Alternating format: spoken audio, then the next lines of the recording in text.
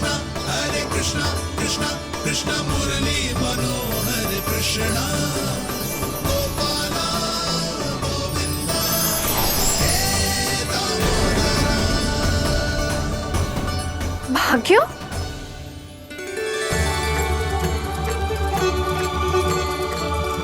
कान्हा,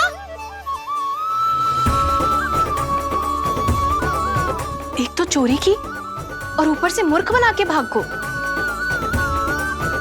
ये ठीक ना है, मुझे यशोदा जीजी को बताना ही होगा, और वो भी इसके घर पहुंचने से पहले।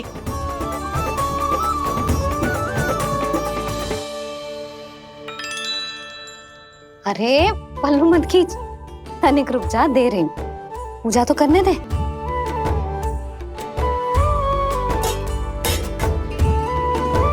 ले, अब जितना मन करे उतना प्रसाद खा।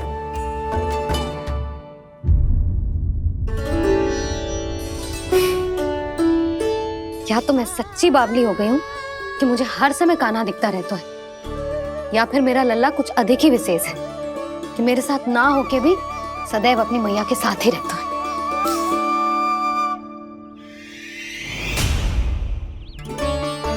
आज तो कैसे प्राण बचे, नारायण ही जानते हैं। मैं तो पाऊ को सिर पर लेके ऐसे सरपट भागो कि पूरे गोकुल में। अरे बड़ बोले, इस समय तो बड़ी बड़ी मत हाको। पर असली लाभ तो वानर महाराज ने उठाया है। पूरी की पूरी मटकी अकेले लेके निकल लिए। ये हमारी प्रतीक्षा कर रहा था ताकि हम माखन बांट सके। हमारे साथ ना दाऊ, उनके साथ।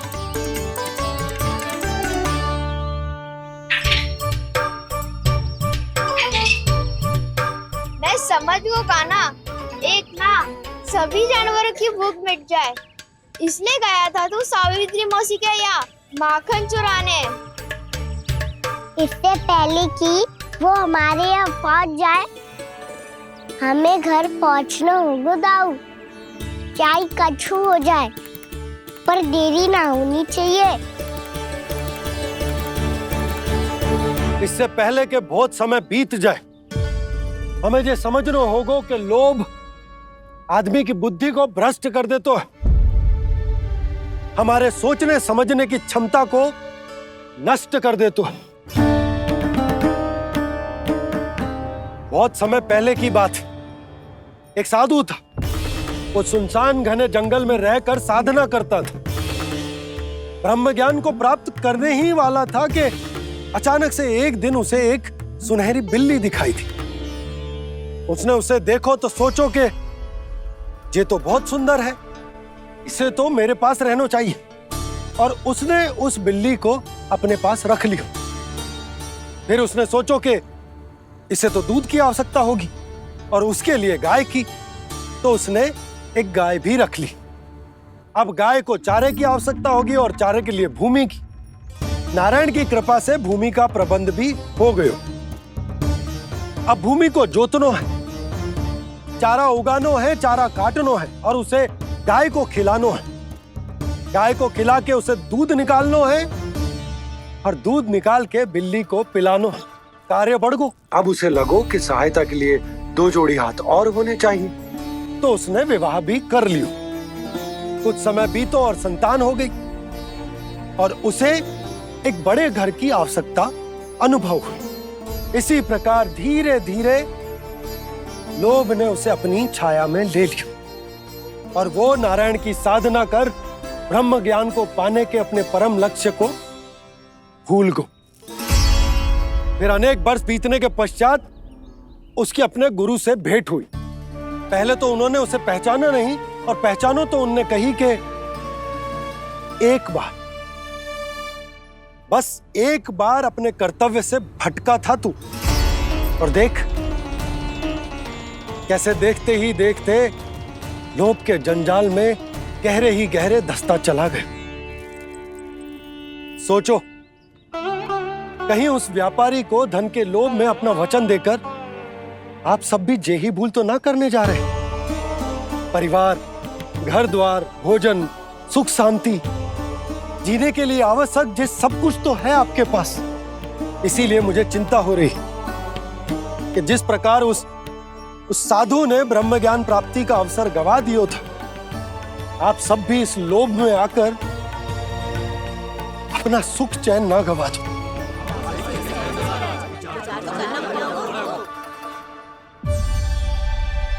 लग तो है बात सबको समझ आ रही है।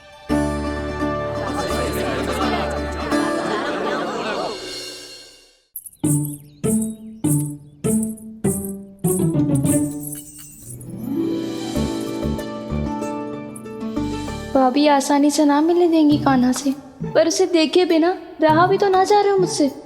कहाँ है वो? मुझ पे बहुत क्रोध है उन्हें। इतनी शीघ्र शांत ना होगा, उन्हें मनाना तो पड़ेगा ताकि मैं नंद भवन में फिर से बिना किसी रोक टोक के आ जा सकूं। पर क्या बोलूं, कैसे मनाऊं उन्हें?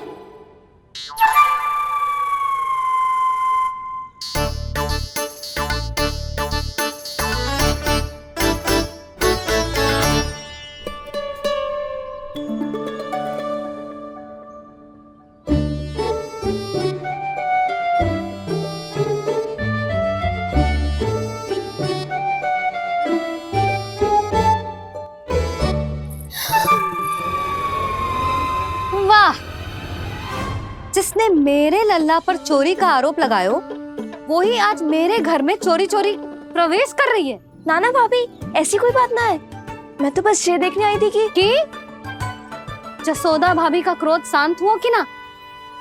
सुन ले जानकी, मेरा क्रोध उसी दिन शांत होगा जिस दिन तू सारी गोपियों के सामने मेरे कान्हा पर लगाया आरोप वापस लेगी। चोरी करेगा तो आरोप ही लगेगा ना जीजी। फिर से आरोप? सावित्री, तू भी? कल तक मुझे ये थोड़ी पता था जीजी कि आपका कान्हा सच्ची में माखन चोरी में पारंगत है। आशा करता हूं कि आप सभी को नंदराज का विचार और संदेश सही से समझ आ गो होगो।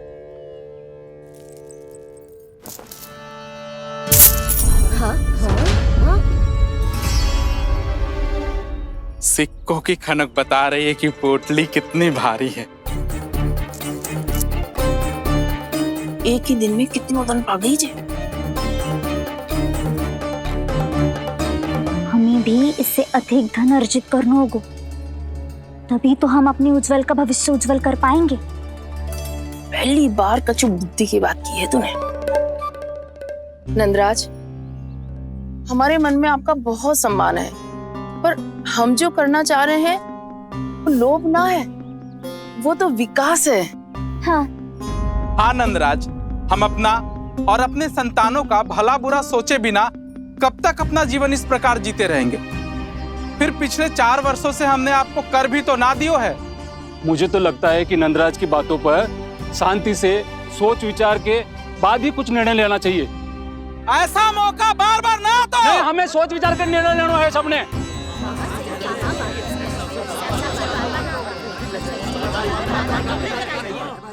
चोरी में पारंगत? हाँ जीजी, उसने टोली बनाई है और उसका नाम भी रखा है चौर्य विद्या प्रसारण टोली, और आपका कान्हा उसका अध्यक्ष है। अच्छा, तो कान्हा पूरी टोली लेकर आया था चोरी करने तेरे घर? और नहीं तो क्या। पर एक बात बताऊं जीजी, मेरे बलदर को देखकर किसी का साहस ना हुआ भीतर जाने का, पर आपका कान्हा इतना साहसी है कि बिना भयभीत हुए इतने भयंकर बैल के निकट चले गए। सच्ची? और तेरे रक्षक बैल ने कुछ ना किया उसे? है ना अचरज की बात। क्रोध के स्थान पर वो तो उसके सामने ऐसे झुको जैसे कि प्रणाम कर रहा है। और जीजी, आपका कान्हा साहसी ही ना, बहुत चतुर भी है। मैंने मटकियां बहुत ऊपर लटकाई थी, पर बताओ कि बिना चौकी के मटकी को नीचे उतारने का उपाय किसने ढूंढा? किसने? आपके चतुर कान्हा ने। उसने अपने सखाओं को पर्वत बनायो और एक पक्के सेनापति की तरह बिना भयभीत हुए उनके ऊपर चढ़ गयो और मटकियां उतारने लगो। और एक ही ना, तीनों की तीनों मटकियां उतार ली। तीनों? हाँ जीजी, और वो इतना दयालु है कि पहले एक मटकी का माखन सब में बांटती हूँ और फिर बची हुई 2 मटकियों में से एक मटकी अपने सखाओं को दे दी और फिर दूसरी मटकी एक भूखे वानर को दे दी। और फिर जब मैं उसके सामने जाके प्रश्न करने लगी तो उसने मुझे अपने तर्कों के जाल में उलझाया और बड़ी आसानी से सिद्ध कर दिया कि वो तो परोपकार कर रहा था। मैं तो देखती ही रह गई और शब्द तो ऐसे झड़ते हैं मुंह से जैसे कि फूल। रुक जा सावित्री, पहले तू ये निर्णय ले ले कि तू मेरे लल्ला का गुणगान करने आई है कि उसकी निंदा करने। निंदा करने ही आई हूँ जीजी। जानकी सत्य कह रही थी, आपका कान्हा माखन चोर ही है और बलराम के साथ भागा था। बलराम क्यों? वो तो साक्षात गरुड़ देव की पीठ पे बैठ के उड़ के आयो है, तभी तो तुझसे बहुत पहले आके यहाँ बैठ गओ ना। आ देख ले, आ जा। देखो कैसे बैठ के सब पहरा दे रहे हैं कि कोई पंछी अनाज ना चुगले, और तुम दोनों व्यर्थ में इन सब पर दोष लगा रही हो। कान्हा के निकट जाने का प्रयास भी मत ही करना। पहले मेरे लल्ला पर आरोप लगाती हो, फिर उससे मिलना भी चाहती हो।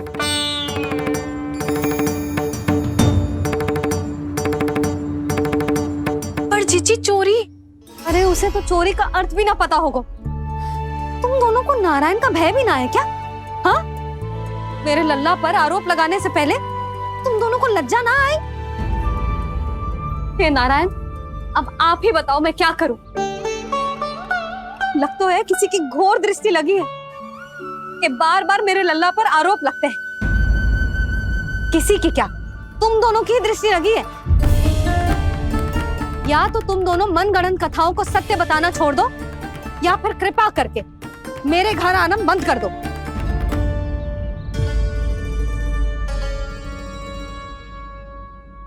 अब दोनों मुंह क्या ताक रही हो? हाँ, जाओ यहां से। और तुम दोनों नंद जी की सभा में क्यों ना गई? हाँ,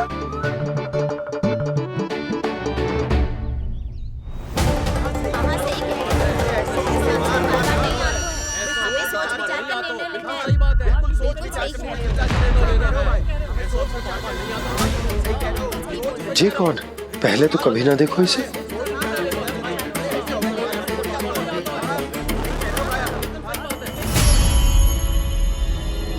कहाँ को? बस करो।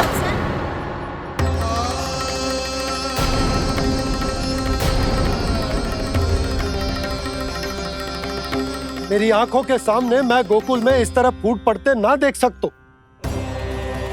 राजा हूं मैं, परंतु आज तक मैंने कोई भी निर्णय आप सब पर ना थोपो और ना ही आज थोपूंगा।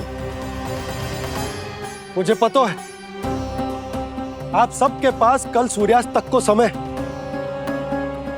इसीलिए मेरी विनती है कि आप घर जाकर रात्रि को इस बात पर पुनः विचार अवश्य कीजिएगा।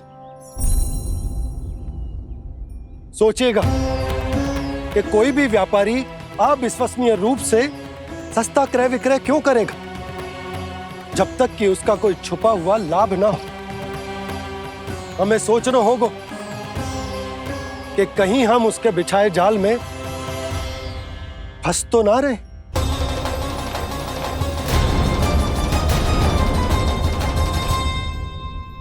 बच गए भैया, जैसे तैसे ही सही, पर समय से पहले पहुंच ही गए हो।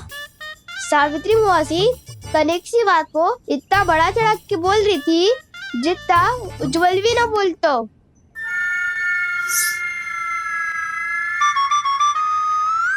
वैसे आनंद तो बहुत आयो, सच्ची। हाँ, बेहतर लगा तो माखन भी तो मिल रहा और परोपकार भी होगा। बता कान्हा, और किसके घर जाना है अब? आज ही तो हमें शिक्षा मिली है, इतनी शीघ्र भूल गए तुम सब। लोग के चक्कर में पड़ोगे तो फंसोगे। लोग के चक्कर में पड़ोगे तो फंसोगे।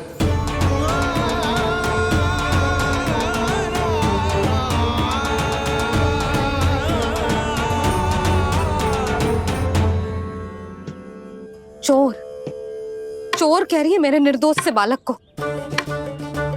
अब तो इन दोनों ने अति ही कर दी है।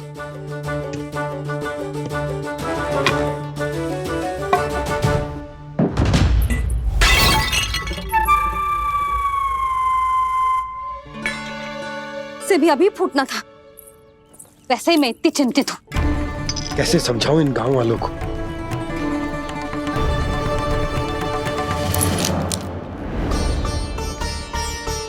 कोई समझने को तैयार ही ना है। लगता है सबकी बुद्धि भ्रष्ट हो गई है। सही कह रही हो यशोदा तुम। मुझे तो लगता है कि सोचना समझना ही छोड़ दिया सबने।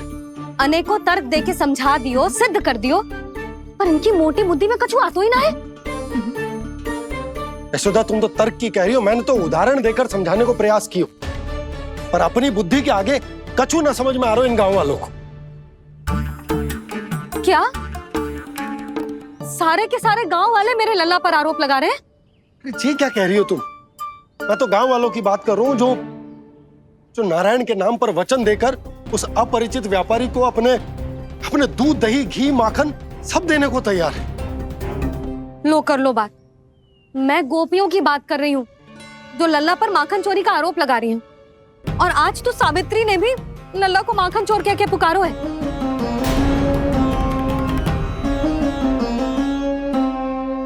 सावधान यशोदा, कहीं बड़ा होकर माखन चोर ना बन जाइए। अच्छा, ये सब आप छोड़ो। स्त्रियों की बात है, मैं संभाल लूंगी। आप ये बताओ सभा में क्या हुआ? गोकुल में फूट पड़ गई यशोदा, लोभ की फूट।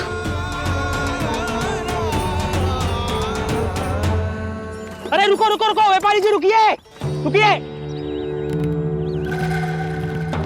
नंदराज ने प्रयास तो बहुत किया था व्यापारी जी, पर कुछ व्यक्तियों को छोड़ करके किसी के कान पे जूं तक नहीं रेंगी। इसका अर्थ फूट पड़ चुकी है लोभ की वजह से।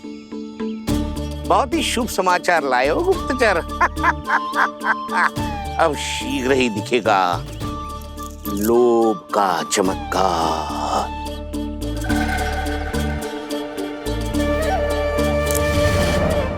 लोभ से बचने को जो पाठ हम कान्हा को पढ़ा रहे थे ना, आज वही पाठ मैं इन गांव वालों को समझाने में असमर्थ रहा। आप चिंता मत करो जी, धीरे धीरे सब ठीक हो जाएगा। तब तक बहुत देर हो जाएगी यशोदा। ये गोकुलवासी मेरे अपने, उन्हें अपनी आंखों के सामने मैं भूल करते ना देख सकता। वो सुलक्षणा, वो उस व्यापारी के प्रभाव में आ गए, और शंकरी मौसी और सुमति भी सुलक्षणा के मार्ग पर ही चल रही। कान खोल के सुन ले बहू, आज से घर में दूध पीनो बंद, दही खानो बंद, और माखन तो बिल्कुल न खानो। पर मैया, पर किंतु परंतु कुछ ना सुननो मुझे। सुलक्षणा की जैसे धनवान बननो है कि ना?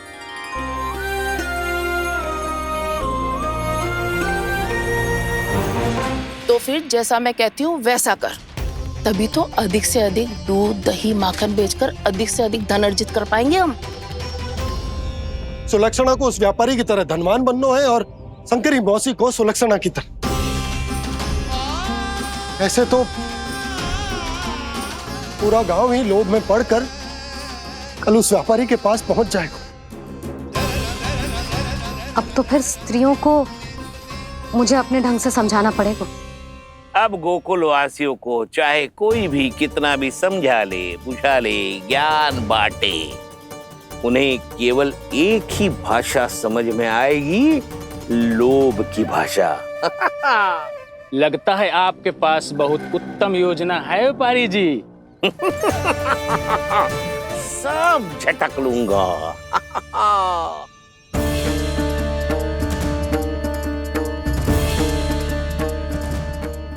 आपको क्या लगता है प्रभु, मैया के समझाने से गोपियाँ समझेंगी?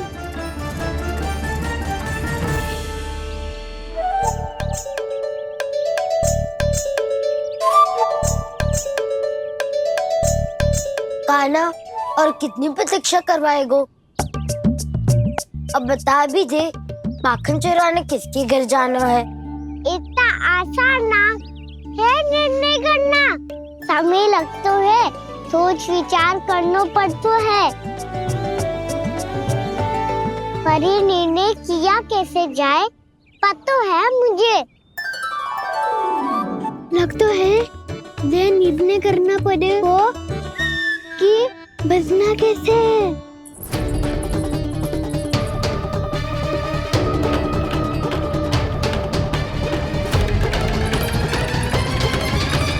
सावित्री मौसी ने हमारे चौदह विद्या प्रसारण के बारे में सबको बता दियो क्या?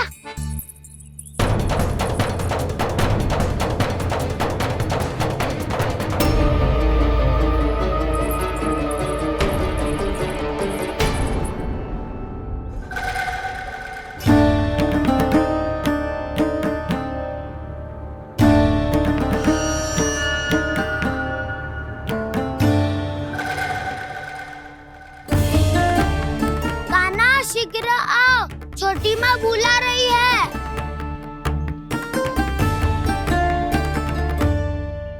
अब डांट भी पड़ेगी और कुटाई भी होगी। चौरी विद्या प्रसारण कल ही आरंभ हुआ था और आज ही समाप्त हो जाएगा। सब इतने गंभीर क्यों है आज?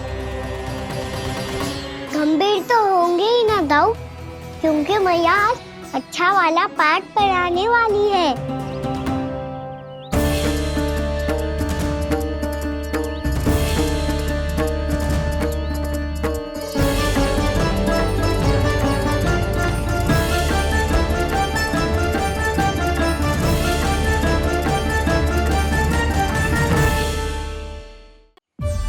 आ गए तुम दोनों? चलो आओ बैठ जाओ। जशोदा जी बता तो दो, सवेरे सवेरे क्यों बुलाया हम सबको? रुको, इतनी शीघ्रता क्या है? पहले इन बालकों को कुछ खिलाने तो दो। अभी खेलने निकलेंगे ना, पूरी दोपहरी दिखाई ना देंगे।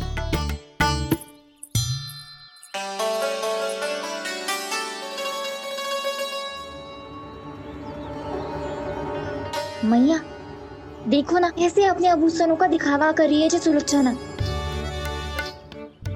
चिंता मत कर बहू, शीघ्र ही हम इससे अधिक आभूषण और इससे अधिक उत्तम वस्त्र पहन के घूमेंगे। ये देखो तुम दोनों के लिए क्या बनाओ है मैंने। पूरे गोकुल में प्रसिद्ध मेरे पेड़े। चलो लो। यशोदा ये तो बहुत सारे हैं। हाँ जशोदा जी, इतने सारे तो मैं भी ना खा पाऊं। क्यों दृष्टि लगा रही हो सुलोचना? बढ़ती आयु के बालक हैं, खाने दो इन्हें। तुम सब कछु मत सुनना, जी भर के खाओ। देखा ना?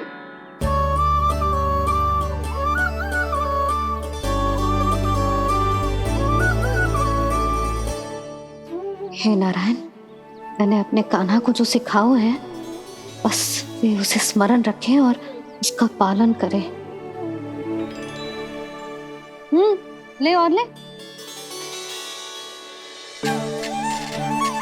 ले ले।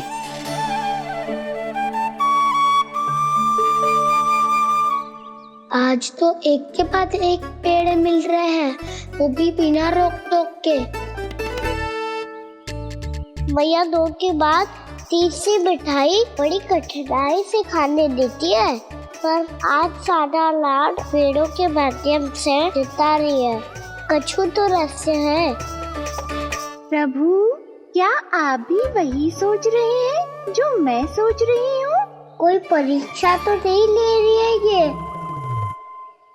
किस सोच में पड़ गए तुम दोनों?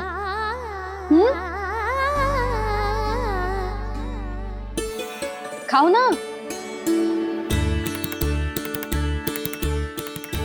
जब तक पेट और मन दोनों ना भर जाए तब तक खाओ।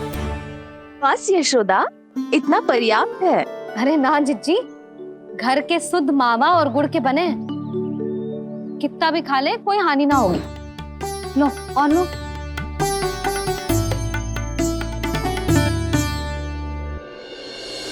प्रभु, परीक्षा ही है ये। ये तो खाए जा रहा है, कहीं मेरी दी हुई सीख भूल तो ना गो, सारा खेल बिगड़ जाएगा। सदैव स्मरण रखियो लल्ला, लोभ बहुत भयानक होता है, बहुत भयंकर। जो एक बार हमारे मन में प्रवेश करके हमें भीतर से ही जकड़ लेते है, इसके कारण हम अधिक से अधिक पाने की इच्छा करने लगते हैं। क्या हुआ कान्हा, रुक क्यों गो?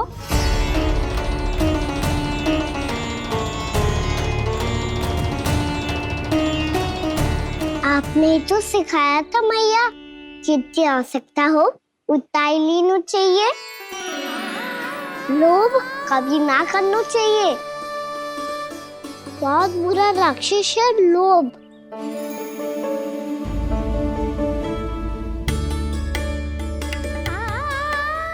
थोड़ा और खाने में कोई बुराई ना है कान्हा, ले ले।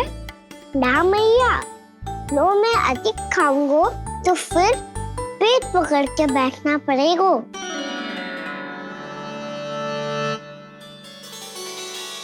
हाँ, मेरा भी पेट भर गया। कान्हा सही कह रहा है छोटी माँ, लोग बहुत भयानक राक्षस है। जो भी लोग के चक्कर में पड़ेगो वो बहुत बुरा फंसेगो। अच्छा जाओ, जाके खेलो तुम दोनों। मैया, ये पेड़ अपने सखाओं के लिए भी ले जाऊं मैं? हाँ लल्ला, ले जाओ अवश्य।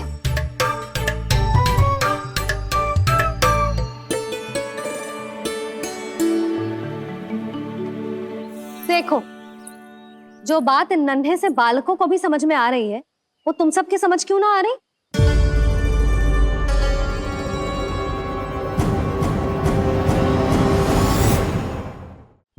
क्या समझाना चाहती हो जशोदा जी, तनिक खुल के बोलो।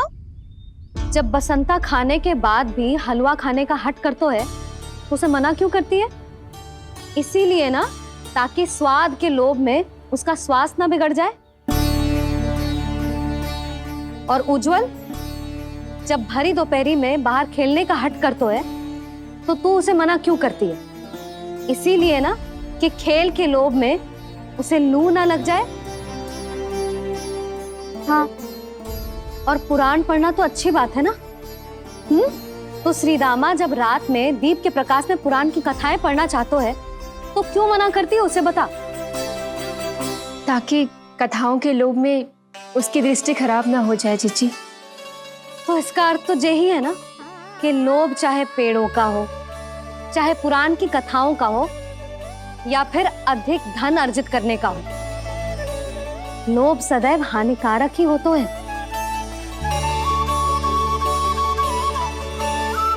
जे बात तुम ही सब ना समझोगी, तो अपने बालकों को कैसे समझाओगी? बोलो। हम सबकी मैया यहाँ क्यों आई है? डांट पड़ी क्या? चौरी विद्या प्रसारण टोली के बारे में सबको पता चल गो क्या? चिंता के चने चबाना छोड़ो और ये पेड़े खाओ। भीतर और भी गंभीर समस्या पे चर्चा चल रही है। कैसी समस्या? लोग की भयानक राक्षस की समस्या। व्यापारी जी, नंद जी ने कल सभा बुलाई थी और आज रानी यशोदा जी ने सारी स्त्रियों को अपने घर पे बुलाया है। तो आपको नहीं लगता कि हमें कुछ करना चाहिए? करना तो चाहिए गुप्तचर। सबसे पहले हमें हाट जाकर गोकुल वासियों की प्रतीक्षा करनी चाहिए। सूर्यास्त से पहले वो सारे मूर्ख वहां आने वाले हैं, मेरे सामने नारायण के नाम का प्रण लेने। उन्हें चाहे कोई भी कितना भी समझा ले बुझा ले, उससे कोई अंतर नहीं पड़ेगा गुप्तचर। हमारा वास्तविक धन क्या है? दूध, घी, दही, माखन, यही ना? हाँ, तो श्री नारायण की कृपा से तो हमारे पास इसकी कोई कमी ही ना है। तो हम सब तो पहले से ही धनवान हुए ना। तो फिर जे गोधन अपने परिवार और संतान में बांटने के बाद जो भी बचतो है, वो तो हाट पे बिखी जातो है ना। तो फिर मथुरा के किसी अपरिचित व्यापारी के साथ माथा फोड़ने की क्या आवश्यकता है? जशोदा जी, हम आपकी और नंदराज की चिंता समझते, पर इसकी कोई आवश्यकता ना है। कुछ उल्टा सीधा नहीं करेंगे हम। विश्वास रखो जशोदा, हम जो कुछ करेंगे समझदारी से करेंगे। लोभ में आके कोई निर्णय नहीं लेंगे हम लोग, है ना? हाँ। अच्छा, अब चलती हूँ। बुलावे की सूचना पाके सब कार्य ऐसे ही छोड़कर आ गई थी।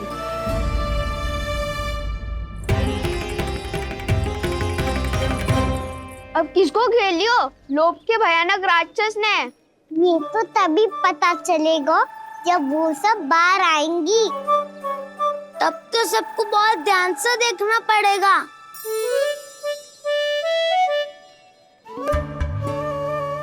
देखना तो पड़ेगा दाऊ, तभी तो पता चलेगा माखन चुराने किसके यहाँ जाना है। नाना,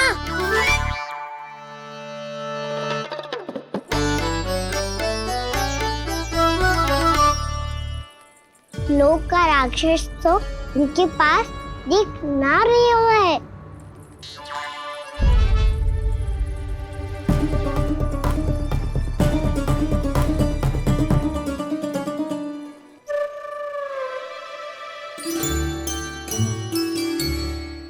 नारायण का बहुत बहुत धन्यवाद। कान्हा, मेरी मैया को घेर रहे है क्या उस राक्षस ने? यशोदा भाभी और नंद भैया कितने चिंतित थे ना। पक्का कछु ना कछु कारण तो अवश्य होगा। हाँ, मुझे भी सच लग रहा है कि धनवान बनने के चक्कर में मैं तनिक ज्यादा ही लोभ में पड़ गई थी। नहीं, बस गए। और मेरी मैया दादी, उनका क्या गाना? बहू, सुलक्षणा की जैसे ढेर सारा धन कमाने के चक्कर में लोभ में तो ना आ रहे ना हम। हे नारायण, बहुत कृपा है आपकी। लगता है लोभ का राक्षस किसी को अपनी चपेट में नहीं ले पाया। लेता भी कैसे दाऊ? मेरी मैया ने जो समझायो है। क्या लगता है यशोदा, इन्हें समझ आया होगा? आशा तो यही है, और अब भी ना समझी तो फिर तो नारायण भी ना समझा सकते। सुनो, दोपहरी में हम सब मिलेंगे। दोपहरी में? तो क्या तू तब निश्चित करेगा कि आज किसके यहाँ जाना है माखन? आज कोई माखन चोरी नहीं होगी। क्षमा करना राव, भैया के का समझाने के बाद भी जिसके समझ में कछु ना आई हुई थी उसके घर चोरी तो करनी पड़ेगी आज।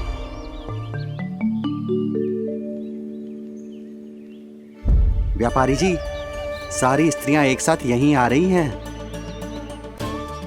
मेरे चक्रव्यूह में फंसने की इतनी शीघ्रता कि संध्या तक भी नहीं रुक पाई।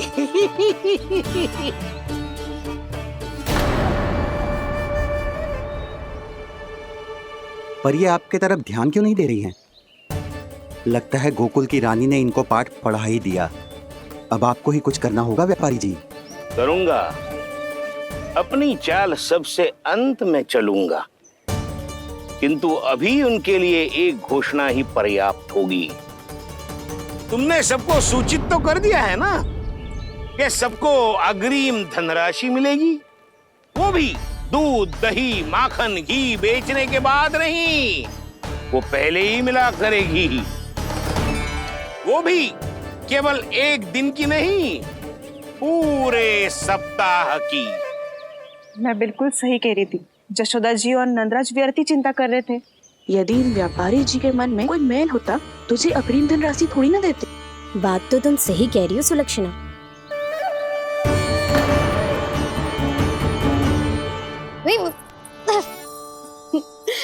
कितनी शरारत करते हो तू? काजल लगाने दे मुझे। भैया, पहले मुकुट लगाओ ना।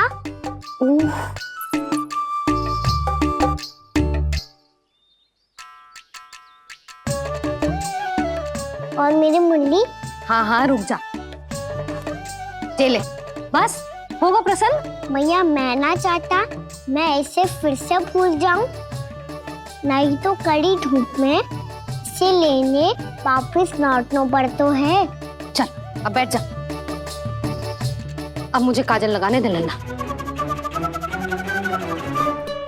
भैया इतना सारा काजल मत लगाओ, छोटा सा बालक लगता हूँ मैं।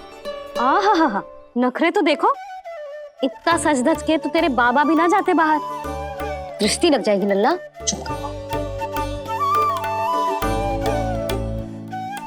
उनको तो आ सकता ही ना है मैया, वो तो गोकुल के राजा है। वैसे भी मुझे भी कम मत समझो, मैं भी राजा हूँ अपनी टोली का। कौन सी टोली? अपनी। ये क्या कर रहे हैं प्रभु? बता, कौन सी टोली? बालकों की टोली मैया, मारी खीर वाली टोली का।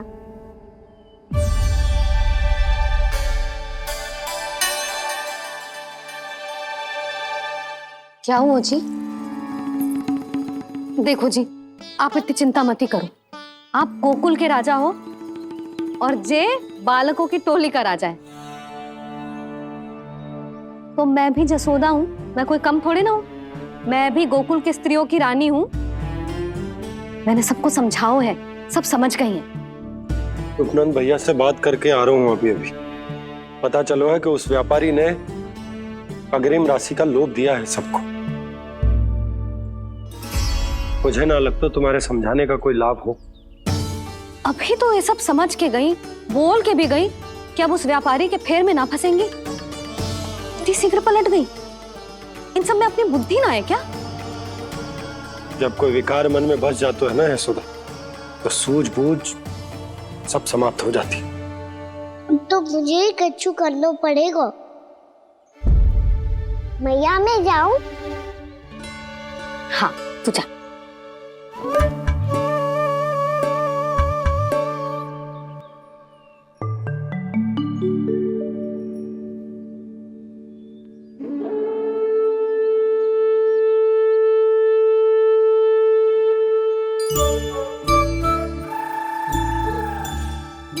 बहुत बड़ी समस्या हो गई है सखाओ। कैसी समस्या?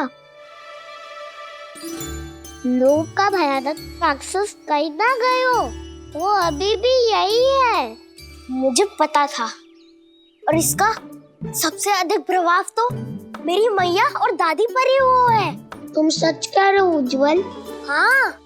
अरे कछु ना बलदाऊ, जे बड़ बोला तो ऐसे ही बात करते रहेगा बड़ा चढ़ा के। बड़ा चढ़ा के नहीं बोल रहा हूँ मैं। आज से घर पे दूध दही माखन घी सिर्फ एक बार ही मिलेगा। पर क्यों? ताकि अधिक से अधिक दूध दही माखन घी बचाकर उस व्यापारी को 2 गुना मूल्य पे बेचा जाए। इतने से तो काम ना चलेगा। उस सुलक्षणा से, और मैं तो कहूँ सुलक्षणा से ही क्यों, पूरे गोकुल में सबसे अधिक धनवान बनना है तो और माखन जमा करना पड़ेगा। हाँ हाँ मैया, लाओ मैं से ऊपर रख देती हूँ। चोरी चुपके से खा तो ना जाएगी ना? तेरी घबराहट बता रही है कि घर से निकलने से पहले तूने थोड़ो माखन तो खाया हुआ है। सच्ची बोल। ना ना मैया, मैं क्यों माखन खाऊंगी? मैं भी तेरी मैया हूँ लाली, माप के रखो तो मैंने।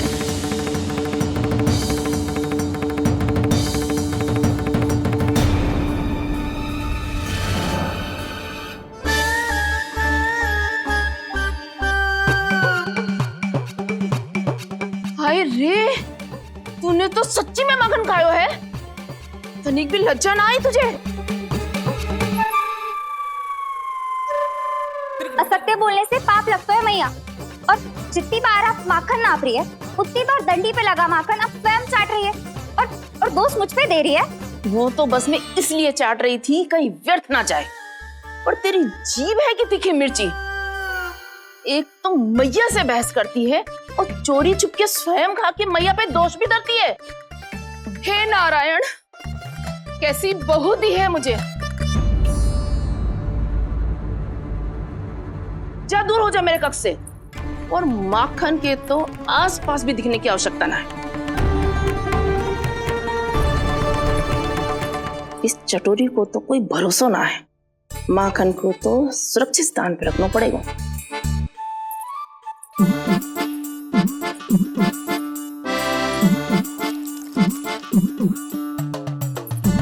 यदि बहू ने अब मटकी उतारने को प्रयास किया तो अचानक पानी गिर जाएगा और घबरा के वो चिल्लाएगी और मुझे पता पड़ जाएगा। मैया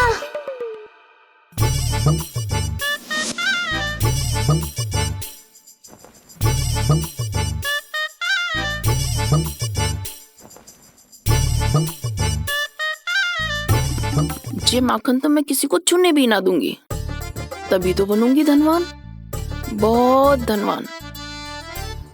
मैया माखन बेचने कहीं अकेली ना निकल जाए। ये तो पता भी ना चलने देगी कि कितना धन मिलो है।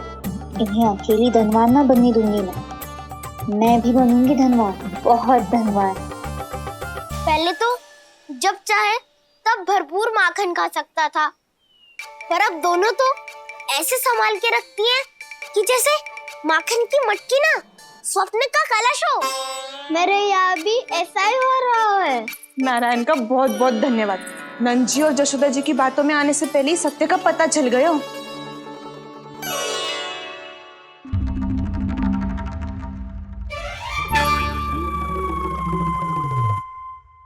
ये इतना सारा माखन। दृष्टि मत लगा, पेट पे पट्टी बांध के रात रात भर भूखा रह के बड़ी कठिनाई से माखन इकट्ठा किया है जे। तो क्या आपने निर्णय ले लियो है कि आप उस व्यापारी को वचन दे दोगी? अरे जब द्वार पे साक्षात लक्ष्मी जी हो तो द्वार बंद ना करते बावली। तू अभी छोटी है, मैं तो कहती हूँ तू भी अपने भविष्य के बारे में अभी से सोचना आरंभ कर दे। कटौती तो मेरे घर पे भी आरंभ हो गई है का ना। मैया ने कहा है ये दूध चाहिए या दही चाहिए ये माखन चाहिए, जो भी चाहिए एक ही बार मिलेगा।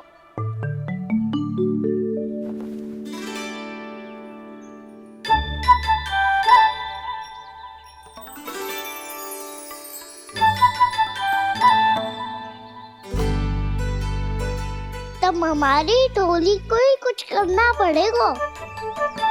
तुम सबको तुम्हारा अधिकार मिले, ये हमारा कर्तव्य है।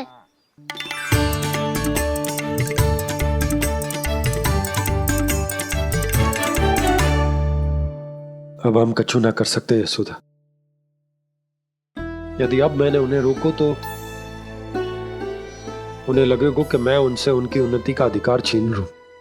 दूध दही माखन पे सबसे पहला अधिकार बछड़ों का होता है, फिर घर के बालकों का, और ये अधिकार हमें दिलाना चाहिए, है ना दाऊ?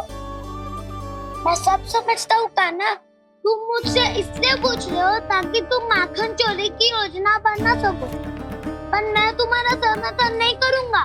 पर दाऊ ना, पिछली बार तुमने ही कहा था ना कि हम ये चोरी केवल वानर महाराज की सहायता के लिए कर रहे हैं। लो, वानर महाराज भी आ गए हमारा साथ देने। आज कोई किसी का साथ नहीं देगा।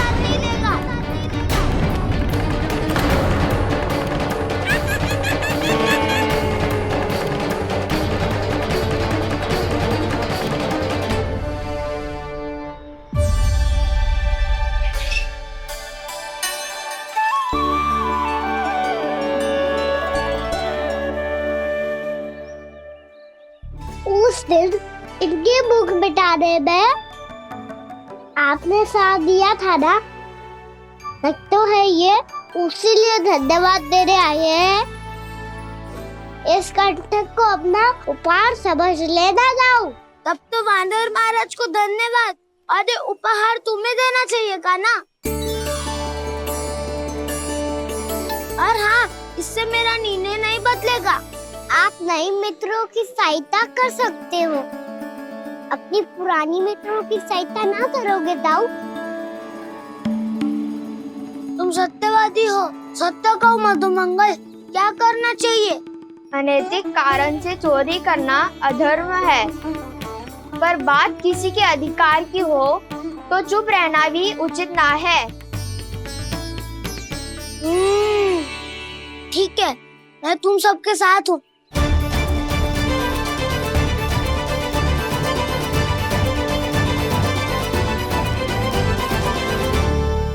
देखो जी, इन भोले भाले बालकों को ये भी ना पता कि इनके मैया बाबा कितनी बड़ी भूल करने वाले हैं। तो बता ना, किसी घर से आराम करना चाहिए हमें? वसंता, नाना मेरे घर से ना। उज्जवल, मेरे घर तो असंभव है काना। मेरी मैया और दादी किसी योद्धा से कम ना है। आग गड़ा के दिन रात सुरक्षा करती है मटकी की। नन्ना मुरली इधर ही छोड़ गए, मैं देख के आती हूँ जी। इतनी गंभीर चर्चा चल रही है और यशोदा को खाना की मुरली की पड़ी। पर किसी ना किसी के घर से तो आरंभ करना पड़ेगा। किसके घर और क्या आरंभ करना पड़ेगा? हाँ,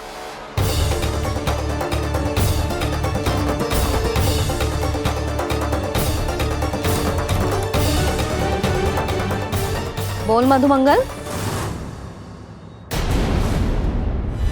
सत्यवादी से मत पूछो भैया, ये तो सारा रहस्य खोल के रख देगा।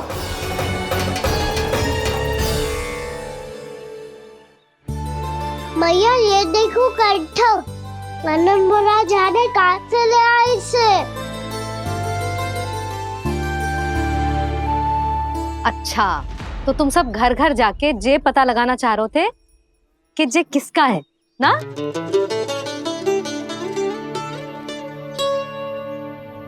स्वर्ण का तो ना लग रहा है, पर हाँ, किसी की वस्तु है तो उसे लौटाना तो पड़ेगा ही। मैं बताती हूँ तुम सबको किसके किसके घर जाना है। यहाँ से निकलते ही पहला घर आएगा सरजू का, फिर आएगा बिरजू का घर, फिर दीक्षा, फिर राम प्यारी और फिर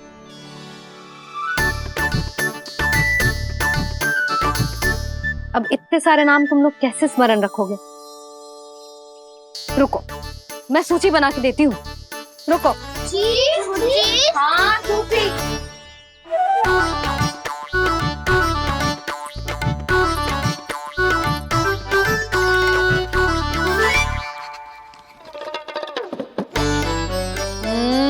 व्यवधान मत ही डालो, किसी का नाम भूल गई तो?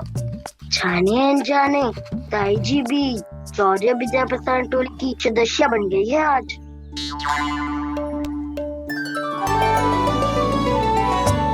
तुम सब मुस्कुरा क्यों रहे हो? क्या खिचड़ी पक रही है? लो, प्रभावती का तो नाम ही भूल गई, इसीलिए कह रही थी व्यवधान मत ही डालो। ले, अब तुम सब इसकी सहायता से एक एक करके सबके घर जा सकते हो। आप तो अच्छी हो मैया, चलो चले।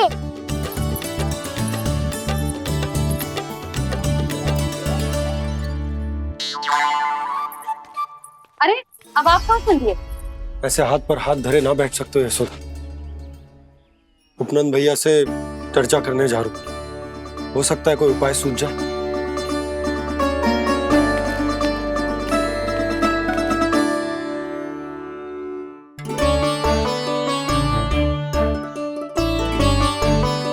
खाना बताना, सबसे पहले किसका घर लिखो है?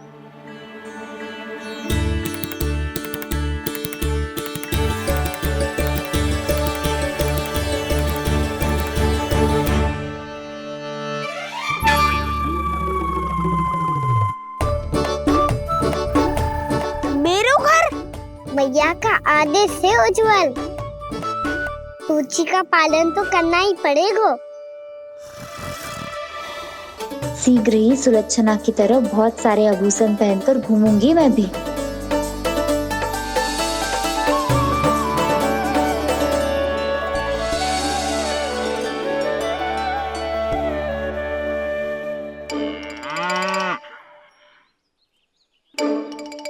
अब क्या हुआ काना?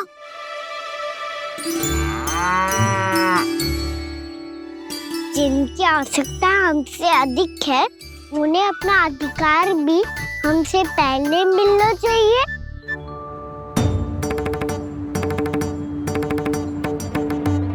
कृष्ण कृष्णा कृष्णा कृष्णा मुरली मनोहर कृष्णा गोपाला गोविंदा हे दामोदरा कृष्णा कृष्णा हरे कृष्णा कृष्णा कृष्णा मुरली मनोहर कृष्णा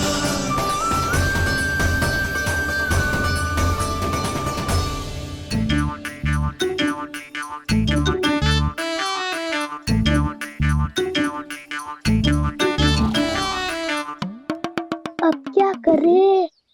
मम्मी कही थी ना, दो पैरी है, चोरी करना असंभव है। किसी को छूने भी ना दूंगी मैं माखन।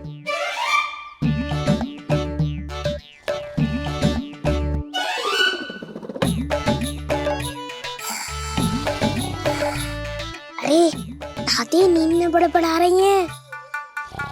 पर समस्या ये है कि सारा का सारा दूध दही माखन उनके कक्ष में है। तो फिर सबसे पहले हमें कक्ष में प्रवेश का मार्ग खोजना चाहिए। मैं वही उपाय अपनाऊंगा जो मैं मैया के साथ अपना तो हूँ। इससे पहले कि कोई पूछ जाए, जो भी तुम्हारा उपाय है वो करो।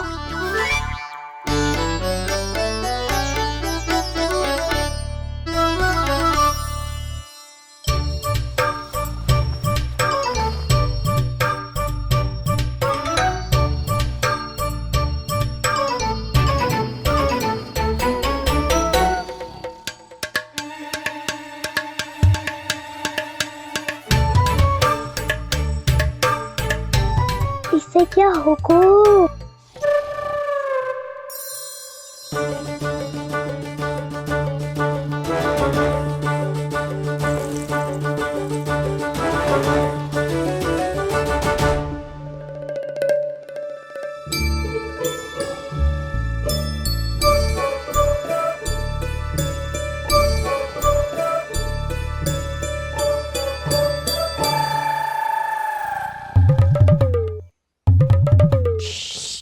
आओ।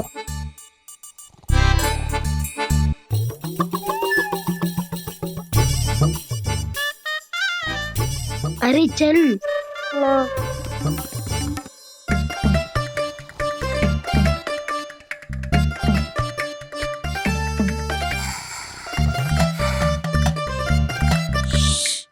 चलो।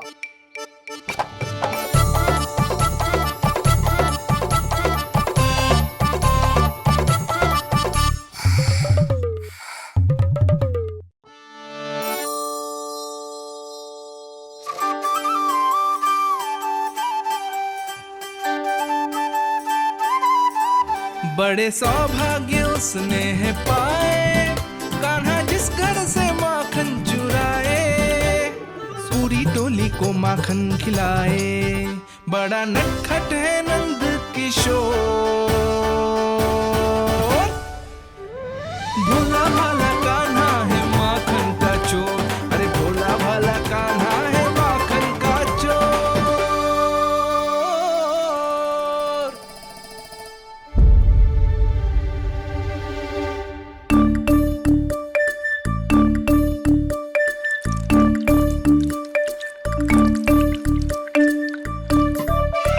कान्हा तुझे पीना भी ना तो देख ऐसे पीते हैं।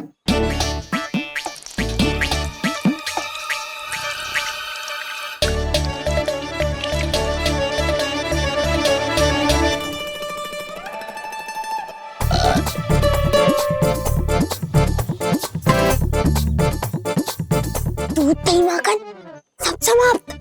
पर पेट तो तभी भरेगो जब माखन मिलेगो। पर माखन है कहाँ?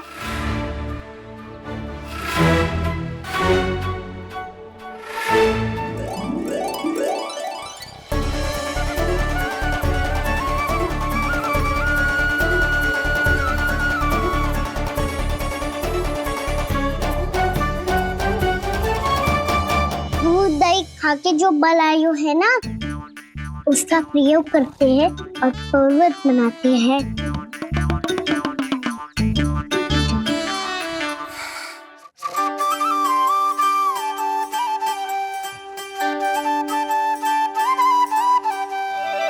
न ध्वनि कोई हो न पता कुछ लगे, आए चुपके से ग्वालों की टोली। चाहे कितना बचाओ छिपाओ कहीं, सारा मक्खन ये कर जाए खाली।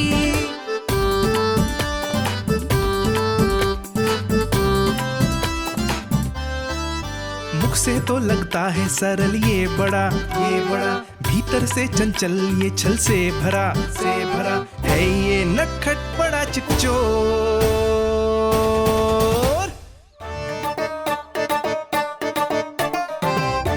कोई हाथ भी मत लगाइयो मेरे माखन को। बहुत सारा धन अर्जित करूंगी मैं, बहुत सारा।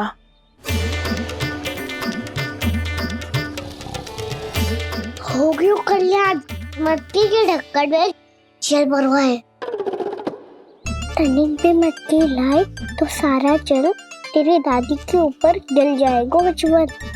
हमारे कोलाहल से उठे ना उठे, पर जल की बूंदे पड़ते ही दादी झट से खड़ी उठ जाएंगी। दूध दही से इतना भी बनना मिला था कि अधिक देर तक पर्वत में नहीं रह पाए। जो करना है शीघ्र करो।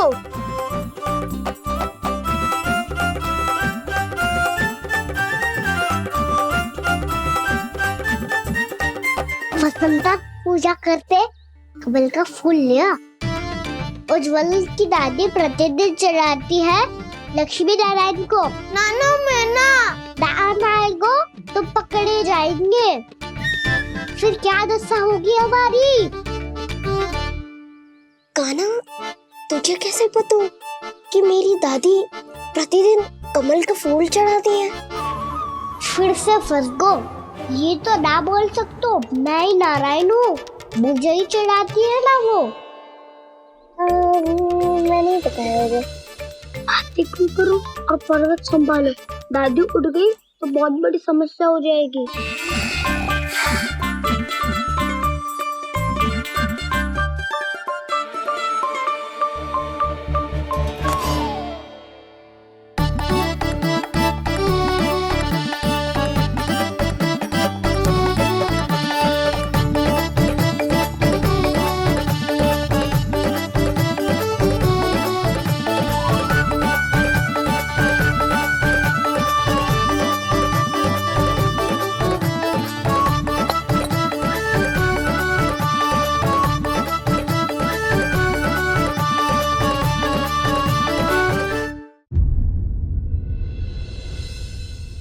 हे नारायण, मुझसे ना अपने पति की चिंता देखी ना जा रही, कुछ खा के भी ना गए।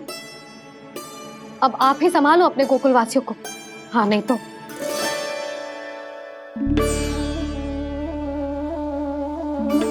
लो, इन सब के चक्कर में तो उसकी मुरली देना ही भूल गई।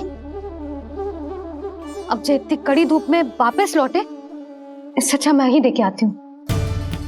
सूची के अनुसार अब तक शंकरी मौसी के यहाँ पहुंचे होंगे सारे के सारे।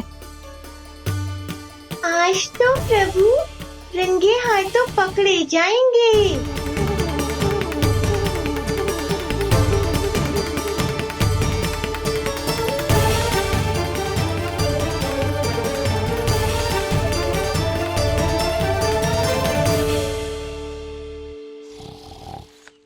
मटकी तो उठ ही ना रही है।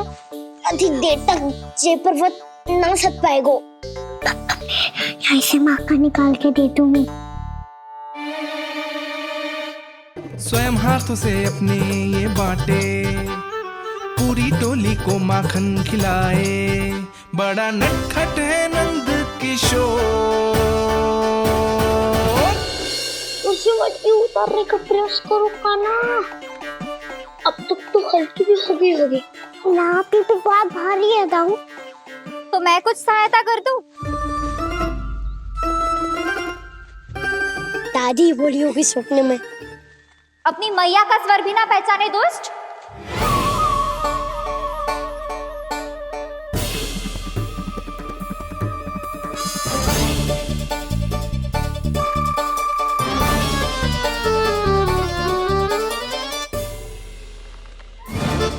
बुरे फंसे।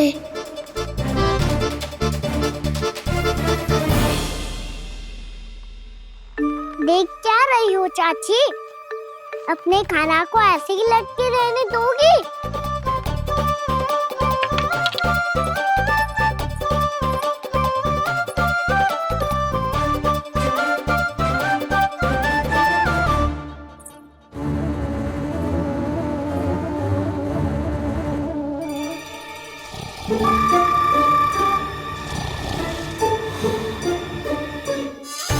अरे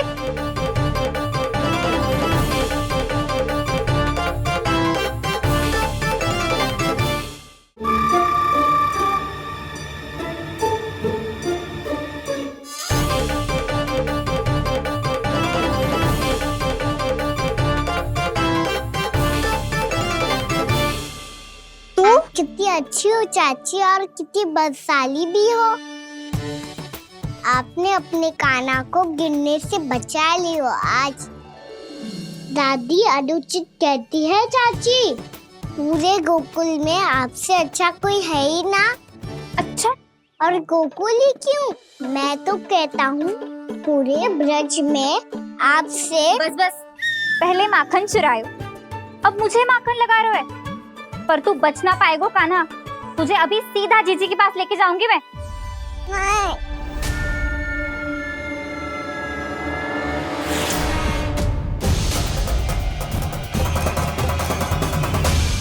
चाची, आप जानकी और सावित्री मौसी जैसे मुझ पर आरोप लगा रही हो। रोज छोड़ के एक बार मेरी ओर देखो तो सही। बताओ, मैं इतना भोला भला चोरी कर सकता हूँ क्या?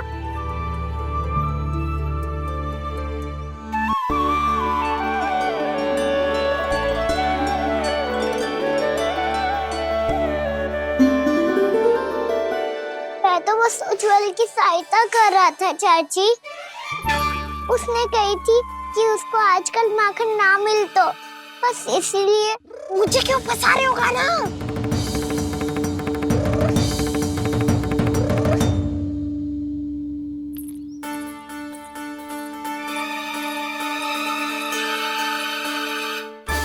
कसेंगे तो मुझसे, वो देखो।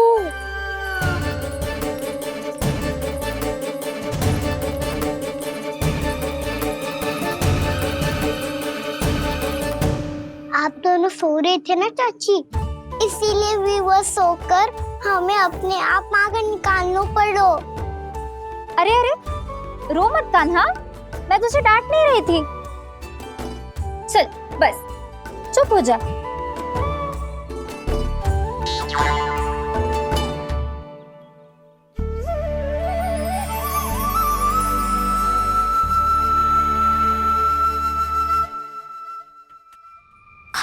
कान्हा शीघ्रता कर, छोटी में आ रही है।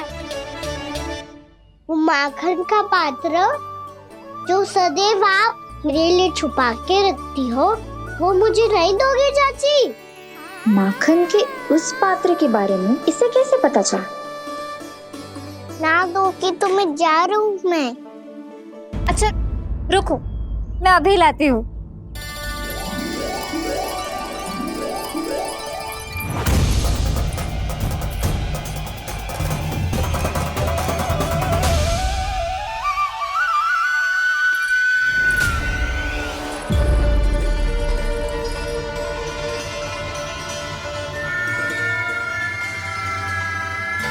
सही कह रहे थे नंदराज, मैंने इतना समझायो इन्हें, इन पर तो कोई प्रभाव ही ना पड़ो।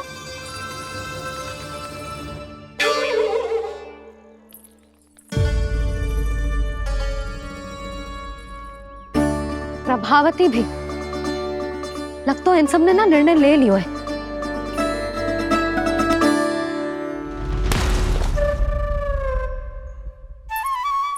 ये ले।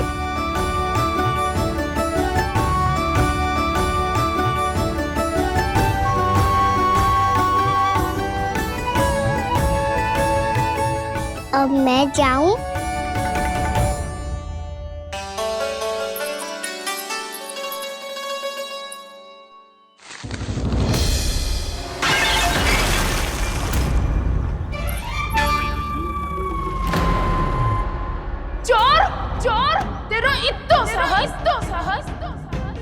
मेरी आंखों के सामने तुमने माखन चुराया। कान्हा, कहीं जानकी और सावित्री सत्य तो ना कह रही थी? नाना मैया जी, मैंने ना चुराया है, वो आया था। मूर्ख समझती है मुझे? तेरे मुख पे लगा माखन सारी कथा कह रही है।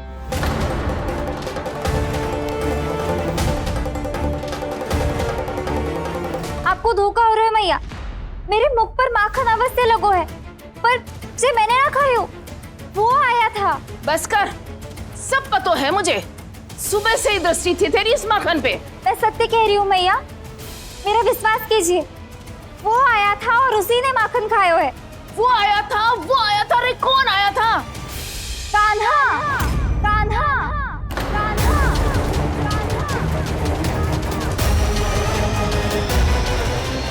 लेकिन मैं क्या लाई हूँ? इसके लिए पकड़े जाने का संकट क्यों उठाया तुमने? वही तो कहते हैं कि लोग कभी ना करना चाहिए। अरे ये मेरे लिए थोड़ी ना है, ये हमारी टोली के लिए, हमारे सदस्य के लिए है। कहाँ है वो वानर महाराज?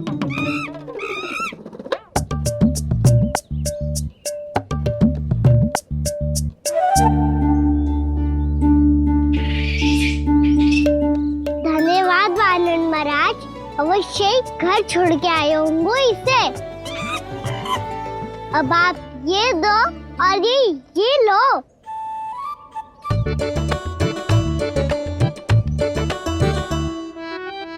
ये तो बहुत बुद्धिमान वानर है।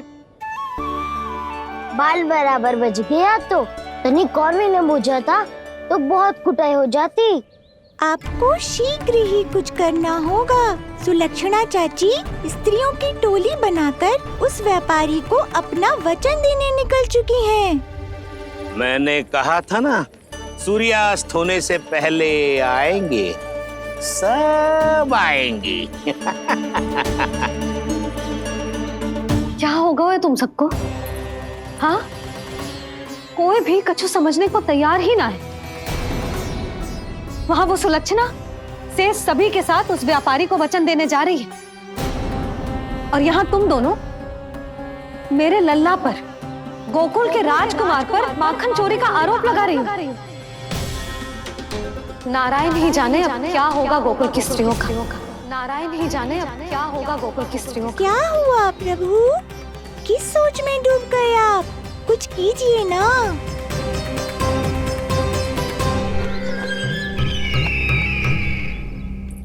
मुझे अच्छी तरह स्मरण है भैया, आपको मेरे हाथ की बनी खीर बहुत प्रिय लगती थी। आशा है कि आपको इसका स्वाद अभी भी स्मरण होगा। लो भैया, जी भर के खाओ। ऐसी मिठास तो ना गुड़ ने सीखी है ना मधु को पता है। अद्भुत, अद्भुत देवकी, अद्भुत। तेरी इस खीर के लिए तो पूरे विश्व से युद्ध कर सकता है कंस। वहां क्यों खड़ी है? खिला बहन।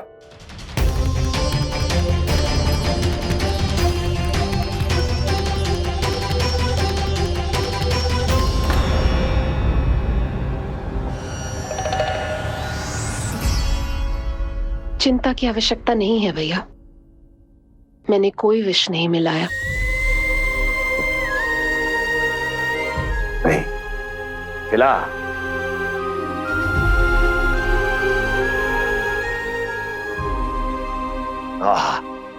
उत्तम, अति उत्तम। वैसे इतना प्रेम अपने इस दुष्ट भाई पर कैसे? क्या हुआ देवकी? कहीं तू भयभीत तो नहीं हो गई कंस से? या इस असहाय चूहे की दशा देखकर तुझे ये आभास तो नहीं हो गया कि अब कंस से बचना असंभव है? उस विष्णु अवतार का भी और उसके भक्तों का भी। जो असंभव को संभव और संभव को असंभव बना दे, वही तो है नारायण की लीला भैया। अरे देवकी, तेरा नारायण केवल कुछ असुरों की हत्या कर सकता है, उस असुर का क्या बिगाड़ेगा जो विकार बनकर उसी के भक्तों को भीतर से जकड़ ले। जो भक्त श्री नारायण की भक्ति में जकड़े हुए हैं, उन्हें नारायण इतनी सरलता से किसी विकार में नहीं पड़ने देंगे और ना ही उन्हें निराश होने देंगे।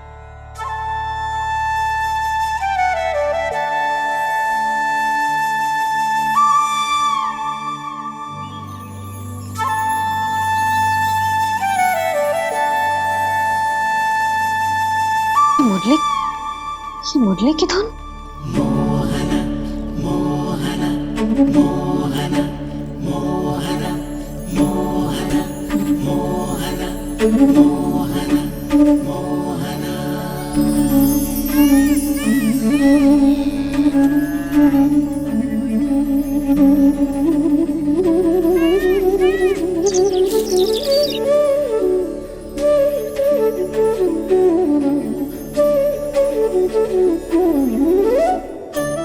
सुमति, सुना तुमने? हाँ, कितना मनमोहक है जी।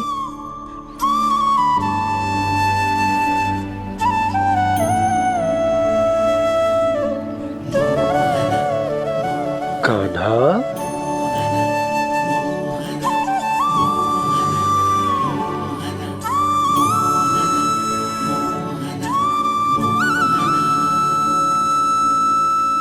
कैसी धुन है ये? कहाँ जा रहे हैं ये सब?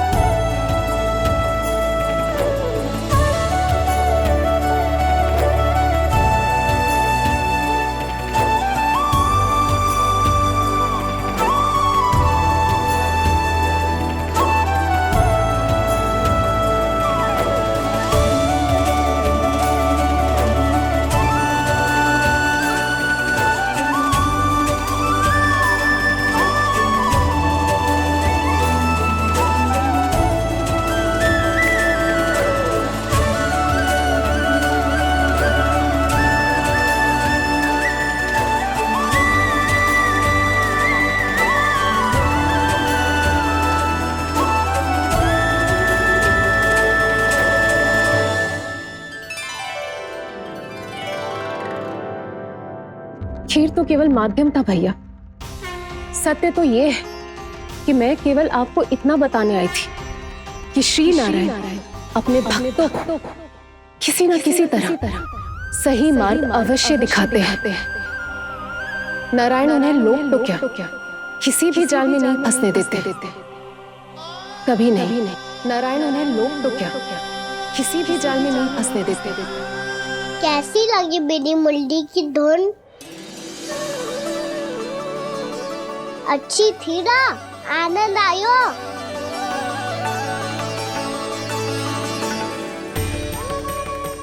सच्ची में कान्हा, बहुत आनंद आयो। मुरली बजाना कहाँ से सीखा तूने? सच्ची तन मन पूरी तरह प्रफुल्लित हो गो है चाची। जैसे सब कुछ मिल गया। तो फिर किस वस्तु के पीछे भाग रहे हो आप सब? सब तो है आपके पास। सुख, स्वाद, समृद्धि, फिर संतुष्टि क्यों ना है?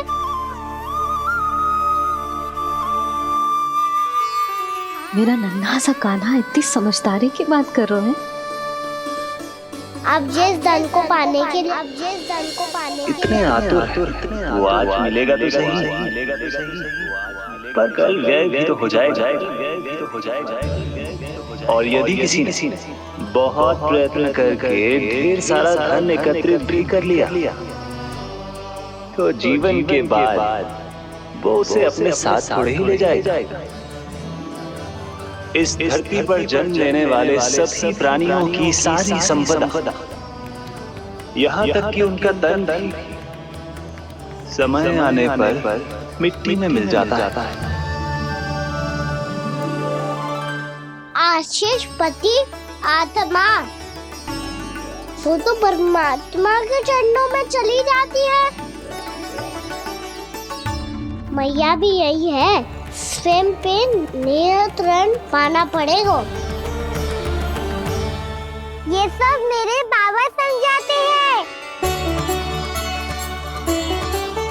मैं तो समझ गया, अब आप सब भी समझ जाओ ना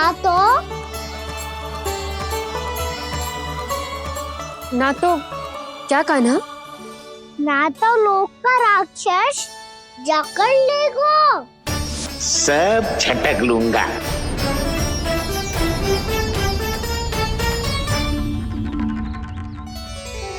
मैंने सही कहा ना बाबा? बात तो सही कह रहे हो है जी।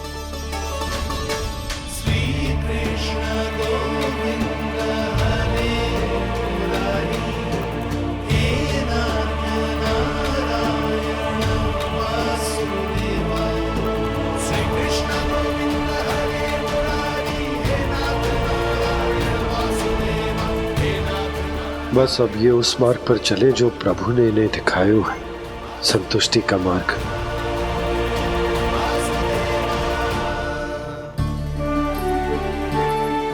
ठहरो।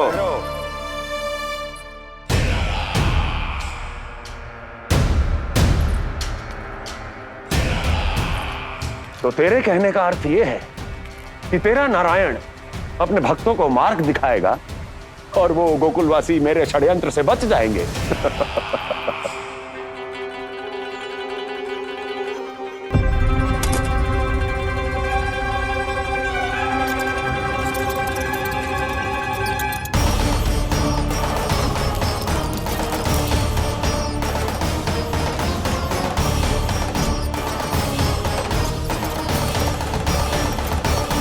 लोभ। तेरा नारायण चाहे कितने भी मार्ग दिखा दे, किंतु जब व्यक्ति के भीतर लोभ बस जाए, उसे तो स्वयं भगवान भी नहीं बचा सकता।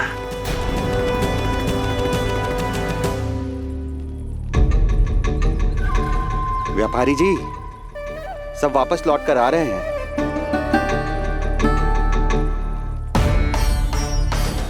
व्यापारी जी, ये रुक क्यों नहीं रही हैं? ये सीधी ही चली जा रही हैं। सब झटक लूंगा। मैंने कहा था ना, मैं अपनी चाल अंत में चलूंगा।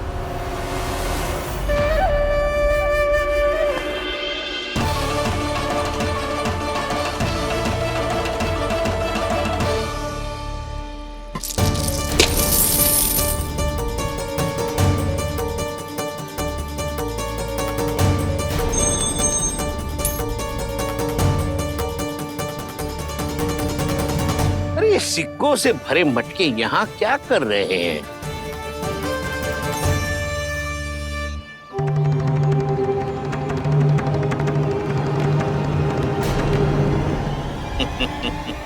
लगता है लक्ष्मी जी स्वयं आपके पास आना चाहती हैं।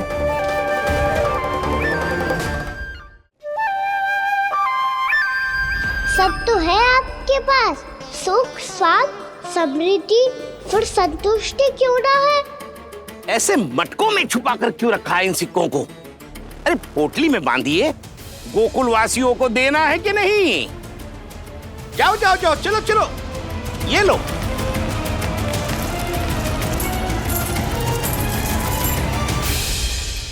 अवसर का लाभ उठाने को लोभ ना कहते, पर अवसर यदि हाथ आए और हम उसे गवा दे, इसे मूर्खता अवश्य कहते हैं। गोकुलवासी आपके साथ व्यापार नहीं करेंगे।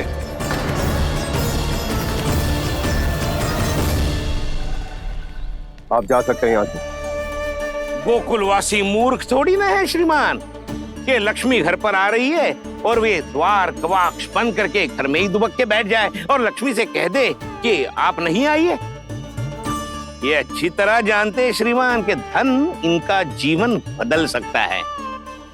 पुरुषों को सुख, शांति, ऐश्वर्य सब प्राप्त हो सकता है और महिलाओं को मिल सकते हैं नए नए वस्त्र, तरह तरह के आभूषण, जो चाहे वो। व्यापारी जी सही कह रहे हैं। इनके साथ व्यापार करने में बुराई क्या है? एक छोटी सी बात समझ में ना रही है आपके? अगर किसी को आपके साथ व्यापार करना होता तो अभी तक यहाँ आ चुके हो। तो श्रीमान, आप अपना समय व्यर्थ कर रहे हैं।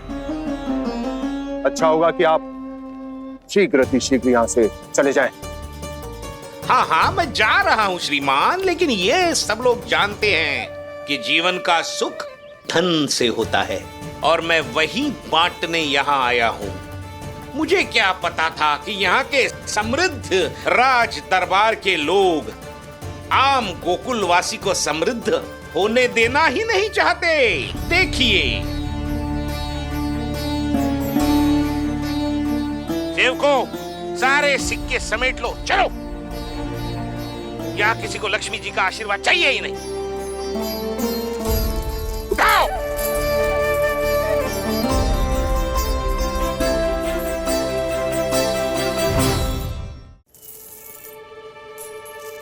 नाना व्यापारी जी, हम आपके साथ व्यापार करने के लिए तैयार हैं। हाँ, हम भी तैयार हैं। सुलक्षणा? हाँ हाँ व्यापारी जी, हम दोनों भी तैयार हैं। हम सबको आपके साथ व्यापार स्वीकार है।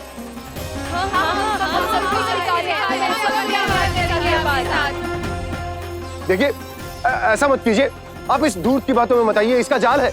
जाल ना, जो अवसर है।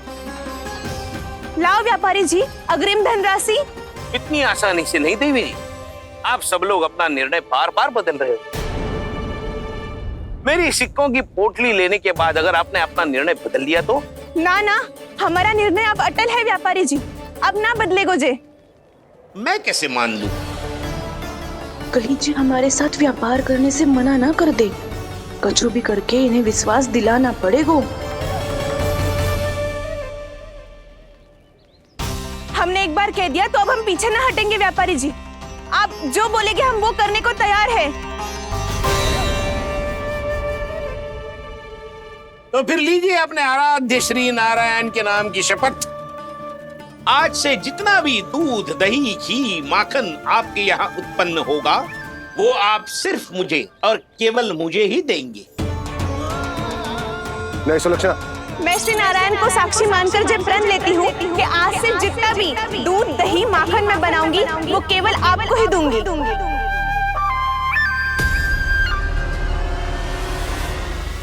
मैं भी श्री नारायण को साक्षी मानकर प्रण लेती हूँ। मैं भी प्रण लेती हूँ।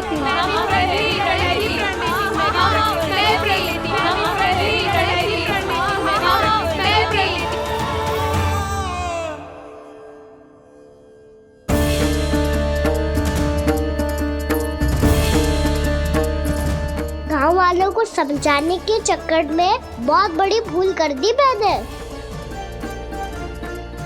बाबा सहायता करो ना, लगता है मैया को संदेह हो गया है। मैं ना चाहता मेरा सत्य सामने आए। बाबा!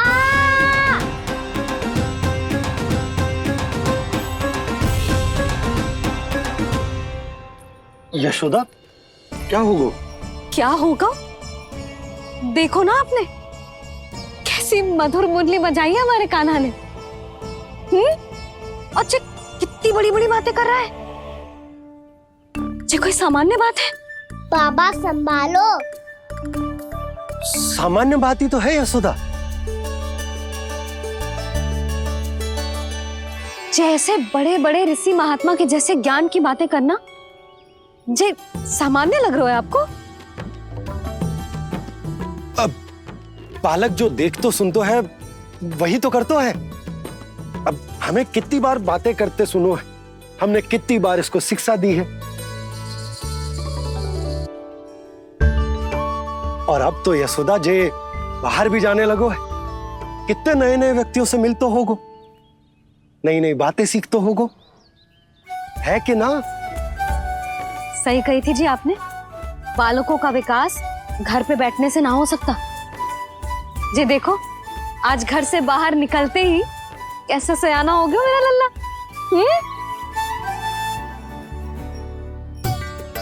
इन सब की तो मत ही मारी गई है, जो मेरे इतने समझदार लल्ला को माखन चोर बनाने पे तुली हुई है सबकी सब। क्यों रे, इतनी शीघ्र इतनी बड़ी बड़ी बातें करने लगो तू? बड़ा भी तो हो रहा हूँ मैया। बहुत बड़ा हो गया है ना तू। अब चल घर चल के मुझे बता और क्या क्या सीखा है तूने। तू तो बचको का ना, पर इन गांव वालों का क्या होगा? मेरा कार्य मार्ग दिखाना था बाबा। अब वो कौन सा मार्ग चुनेंगे, ये तो उन्हीं पर निर्भर है।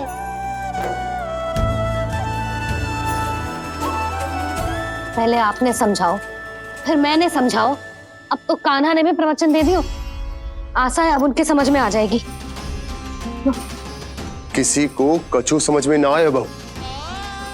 उस दूध के सिक्कों की खनक ने सबको अंधा और बहरा बना दिया। सबने श्री नारायण के नाम का प्रण लेकर उसे वचन देती हो। अब से अपना सारा दूध, दही, माखन सब कुछ केवल और केवल उस व्यापारी को ही देंगे। जिन्हें मैया भी नहीं समझा पाई, उन्हें तो नारायण भी नहीं समझा सकते हैं।